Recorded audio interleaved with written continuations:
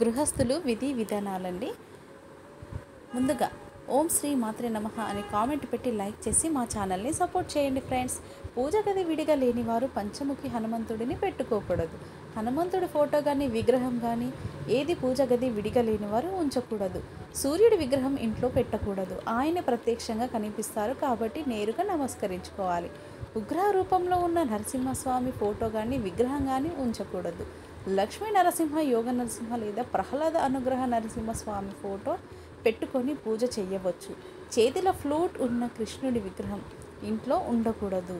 కృష్ణుడి విగ్రహం ఆవుతో ఉన్న ఫోటో కానీ చిన్న పరిమాణంలో విగ్రహం కానీ ఉండవచ్చు. లక్ష్మీదేవి విగ్రహం ముందు కానీ ఫోటో ముందు కానీ ఒక చిన్న గిన్నెలో, వెండి అయితే మరీ మంచిది, బియ్యం, అందులో కొన్ని గవ్వలు వేసి ఉంచాలి. కాళిక, ప్రత్యంగిరా దేవి ఫోటోలు పెట్టకూడదు. విగ్రహం పరిమితి చాలా చిన్నదిగా ఉంటే మంచిది. పండో పాలో పెట్టి కూడా హారతి ఇస్తే సరిపోతుంది. విగ్రహాల పరిమితి పెద్దదిగా ఉంటే రోజు మహా నివేదన, వారంలో ఒక్కసారైనా అభిషేకం ఉండాలి. పూజ లేకుండా ఉండకూడదు. ఇంట్లో నటరాజస్వామి విగ్రహం పెట్టుకోకూడదు. నాట్యం నేర్పే ప్రదేశంలో నిత్యం నాట్య నివేదన జరుగుతుంది కాబట్టి అక్కడ ఉండవచ్చు. ఇంటి గుమ్మానికి దిష్టి కోసమని రాక్షసుల ఫోటోలు పెట్టుకోకూడదు. ఇంటి యజమానికి తరచూ అనారోగ్యం పాలవుతూ ఉంటారు. వినాయకుడు ఫోటో కానీ దిష్టి యంత్రం కానీ కాళీ పాదం ఫోటో కానీ పెట్టడం చాలా మంచిది. నిత్యం పూజలో ఉన్న విగ్రహాలు పూజ గది నుండి తీసి వేయాల్సి వస్తే గుడిలో పెట్టండి. ఇంటిలో పూజించే వినాయకుడి విగ్రహములో తొండము ఎడమవైపు ఉండాలి. విద్యాలయాలు, ఎడ్యుకేషన్ ఇన్స్టిట్యూట్లో ఉండే విగ్రహంకి తొండం కుడివైపు ఉండాలి. వ్యాపారం చేసే ప్రాంతంలో నిలుచున్న వినాయకుడు ఉండాలి. ఇంట్లో ఎక్కడా లక్ష్మీదేవి నిలుచొని ఉన్నట్లుగా ఉండకూడదు. లక్ష్మీదేవి పచ్చరంగు చీరతో అటూ ఇటూ ఏనుగులు ఉన్న ఫోటోకి గృహస్థులు పూజించడం చాలా మంచిది. పూజ తర్వాత దేవుడి దగ్గర పెట్టిన నైవేద్యం పూజ అయ్యాక వెంటనే తీసేసి ప్రసాదంగా స్వీకరించాలి. మీరు చేసిన పూజకు దేవుని అనుగ్రహం ప్రసాదం రూపంలో మీరు స్వీకరించాలి. పూజ గదిలో ఎంత ఖరీదైన విగ్రహాలు ఉంచినా పూజ గదిలో గోడకు పసుపు రాసి, వైష్ణవులైతే నామ్ కొమ్ముతో తిరునామాలు, శైవులు అయితే త్రిపురాండ్రులు అడ్డనామాలు, సకేయులు అయితే పసుపు మధ్యలో గౌరీ తిలకం బొట్టులుగా పెట్టాలి. వైష్ణవులు అయితే తులసి కానీ తమలపాకును కానీ గోడకు రుద్ది నామాలు పెడతారు. మీరు ఎంత ఖరీదైన పూజ వస్తువులు ఉంచినా పూజ గది గోడకు ఇలా పెట్టి పూజించడం సాంప్రదాయం. ఇది ఇంకా చాలా కుటుంబాలు ఆచరిస్తున్నారు. అప్పుల బాధలు తీరాలి అంటే కొబ్బరి నూనెతో దీపారాధన చేయాలి. ఇంట్లో గొడవలు తగ్గాలి అంటే ఆముదంతో దీపారాధన చేయాలి. నిత్యం లక్ష్మీ కటాక్షం కోసం ఆవు నేతి దీపం పెట్టాలి. శత్రు పీడల, గ్రహ గండాలు, ఆస్తి వివాదాలు, ఇంట్లో వారి అనారోగ్యం తొలగుటకు తెలుపు నువ్వుల నూనెతో నిత్య దీపారాధన చేయాలి. దేవుడి గుడికి వెళ్ళినప్పుడు గుడి వెనుక భాగం అంటే బలిపీఠం దగ్గర తాకడం కానీ తల ఆనించడం కానీ అస్సలు చేయకూడదు. బలిపీఠాల దగ్గర అర్చకులు తప్ప ఎవ్వరు ఏది ఎక్కడ పెట్టకూడదు. గుడిలో దేవుడికి అర్చకులకు తప్ప ఎవరికి నమస్కారాలు చేయకూడదు.